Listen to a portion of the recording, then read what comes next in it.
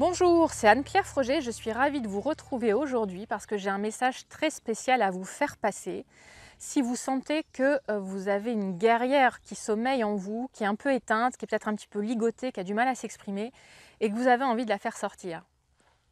Parce que vous le savez, je suis psychologue clinicienne et coach et j'aide les femmes à trouver leur force intérieure pour se redresser et pouvoir chasser ce qui les empêche de vivre une vie pétillante. Et souvent, quand on a l'impression de vivre une vie en demi-teinte, quand on a l'impression d'avoir une vie terne, de vivre beaucoup de frustration, qu'on se sent un petit peu embourbé dans un tas de problèmes et dont on n'arrive pas à se sortir, et qu'on tourne un peu dans la tête et qu'on ne trouve pas de solution, souvent on pense que c'est parce qu'on a un manque de confiance en soi. Et je vais vous le dire tout net, c'est ce qui peut paraître en apparence, mais le fond de l'histoire, c'est pas ça. Le fond de l'histoire, c'est que vous avez très probablement un auto-saboteur interne qui vous critique régulièrement et qui vient vous empêcher de faire les bons choix pour vous et de rayonner et de laisser s'exprimer la guerrière qui est en vous, la puissance qui est en vous. Et que cet auto-saboteur, il est parfois très très fort, il est entraîné, il est là depuis des années et il vous empêche de pouvoir vous affirmer, de faire les bons choix, de savoir dire non quand c'est nécessaire et de pouvoir profiter et savourer des fruits du travail que vous menez. Parce que parfois, vous mobilisez beaucoup d'efforts pour faire bouger la situation, pour avancer dans vos projets. Et au moment de profiter de ces efforts, tac, il vient tout saboter. Ça, c'est quelque chose qui m'est arrivé, par exemple, j'ai un exemple à vous donner, quand j'étais étudiante et que j'avais postulé en DEA, parce que c'est un truc qui m'intéressait beaucoup, j'avais envie de faire un mémoire de recherche, je me voyais bien là-dedans, à la fac, ça me plaisait beaucoup, l'environnement dans lequel j'étais. Et j'avais préparé un dossier, j'avais peur qu'il soit refusé, j'étais vraiment très enthousiaste, mais j'avais très peur qu'il soit refusé. Et j'avais mis un peu toute mon énergie dedans et tous mes rêves et tout ce que j'imaginais, parce qu'il fallait présenter un projet en fait. Et donc je dépose le projet et le jour J, je vais consulter les résultats à la fac. J'étais retenue, joie, surprise. Vraiment, je me disais, c'est trop beau pour être vrai, c'est pas possible. Et donc je rentre chez moi, contente, en voiture, etc. Je me gare. Et puis figurez-vous que quand je reviens le lendemain, plus de voiture.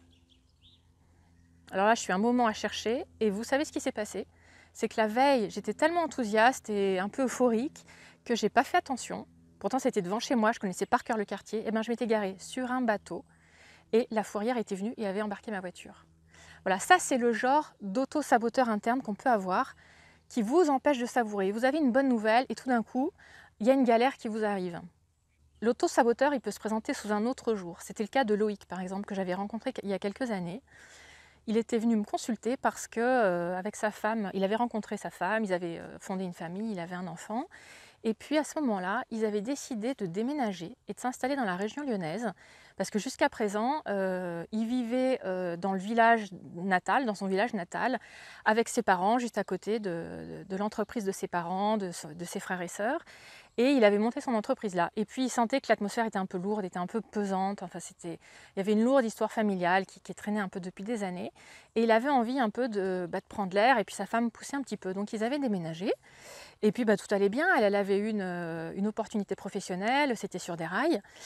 Et Loïc il s'était dit qu'il allait recréer son entreprise dans la région lyonnaise.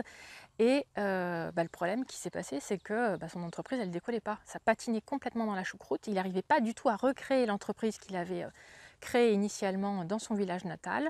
Et ça devenait très très compliqué. Ça faisait plusieurs années que ça durait. Il avait de la peine à couvrir ses charges. Il ne se payait pas de salaire. Il ne se versait pas de salaire. Et ça devenait lourd dans leur couple. Ça devenait lourd dans sa vie. Ça pesait sur son moral.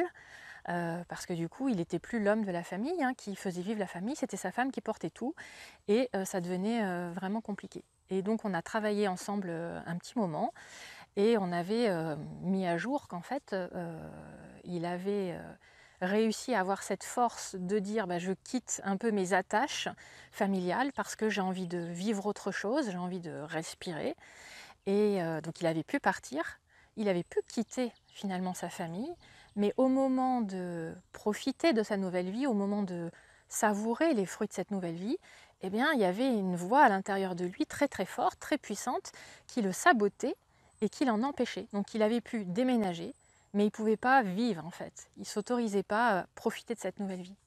Alors ça, c'est l'exemple de Loïc. Chez les femmes, en général, ça se présente d'une façon un petit peu différente.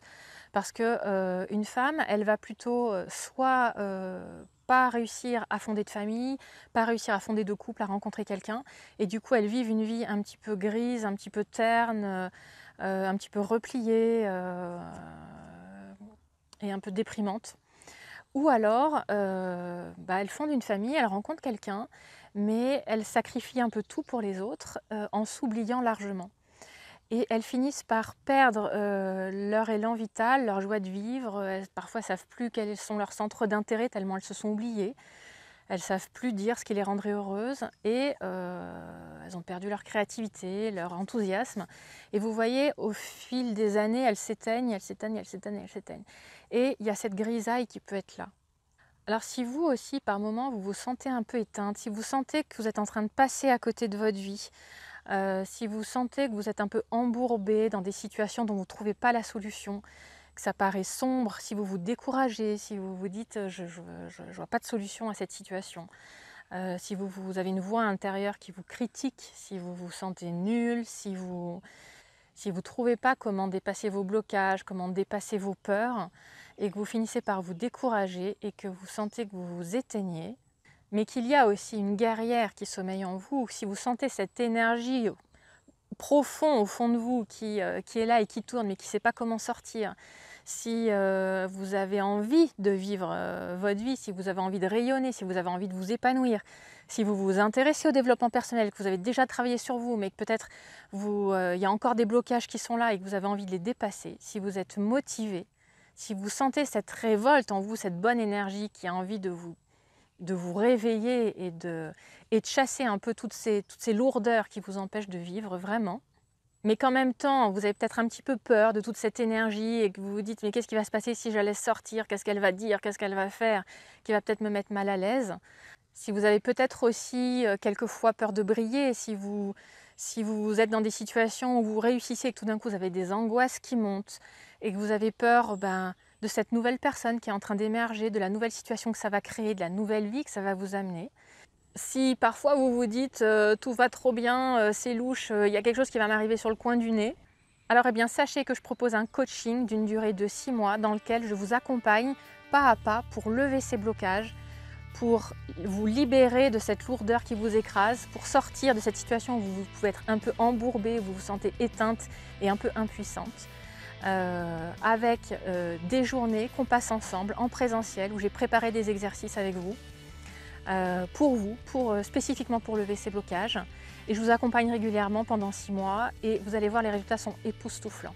Vous allez vous transformer, vous métamorphoser beaucoup plus rapidement que vous ne le pensez à partir du moment où vous êtes décidé à le faire, où vous vous dites maintenant ma priorité numéro 1, c'est moi, c'est mon bien-être et j'ai envie de faire sauter tous ces blocages. J'en ai ras-le-bol de cette vie terne, j'en ai ras-le-bol de cette grisaille, de cette lourdeur, de ces boulets que je traîne aux pieds.